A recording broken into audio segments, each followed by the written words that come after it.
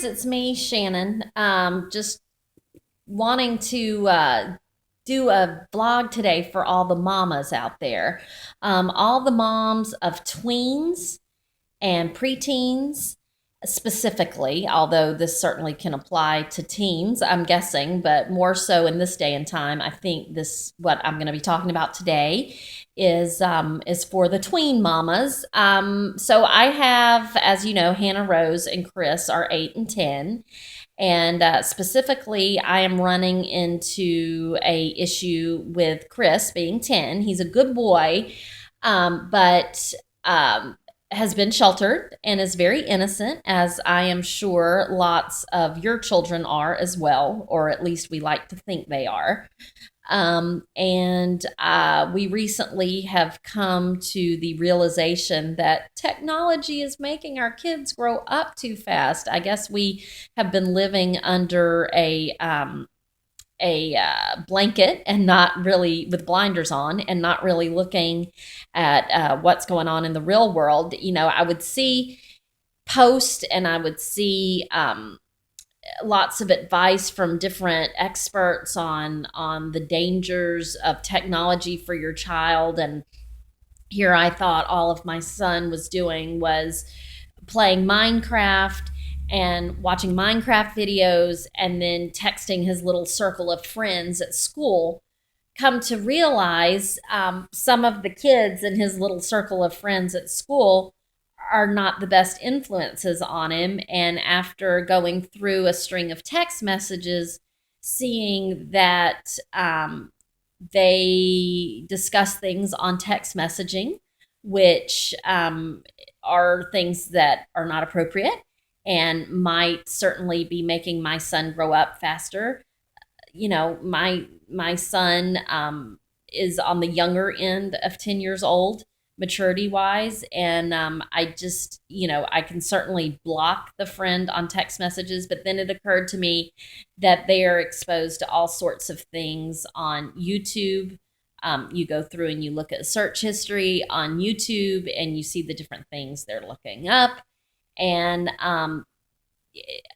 technology, if we weren't aware, awareness is dangerous, I suppose, because if they weren't aware of things that were out there, um, life would just be so much easier and simpler. We grew up in such an easier, simpler time, and now technology brings everything to the forefront, and there's no way to get around it. And so, what I would like to do is try to start this conversation with parents so that they can start this conversation with their kids. I am in the process of recovering my Apple password so that I can install some software so that I can monitor what's going on in his social life with technology.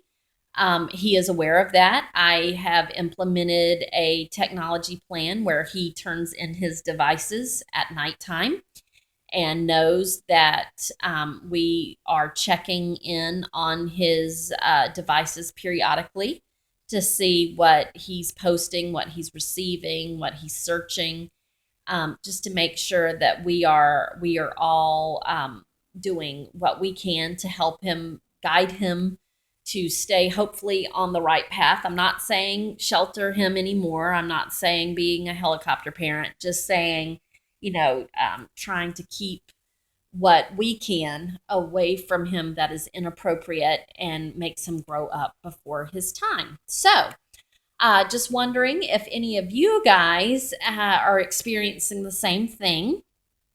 I think it's important to start this conversation with your kids. I don't want him to think that I'm sneaking around, because I think then he thinks that we don't trust him, and he hasn't done anything to lose our trust yet. So I want him to continue to feel open to be able to communicate with us, but we also don't want him to get in a situation where he says something on the internet that can't be taken back, or that there are predators out there that prey on young, innocent kids and can locate them, and it can be really, really dangerous. So, wanted to start that conversation today, hoping that I can have a separate playlist on the channel here where we tackle topics like this and give each other advice I think it's important from a mom to mom perspective.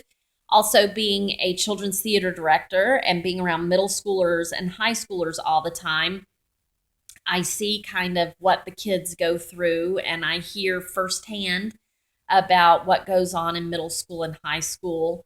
And so I think I get a teacher's perspective also, as well as being a mom. I do know that being involved in theater might be a good thing because it keeps the kids busy. And I feel like if they're busy, then they're not bored. And if they're not bored, they're not going to go jump on technology to occupy their time. So that's kind of where I am today. And I would love for you guys to comment down in the comment box below about what steps you're taking to monitor technology in your child's life to the extent that your tween or preteen is involved in technology, and just want it to kind of be a soundboard where we can talk to each other and see what we've got going on. So I look forward to hearing from you and more from the mom side of family playtime. And until next time, over and out.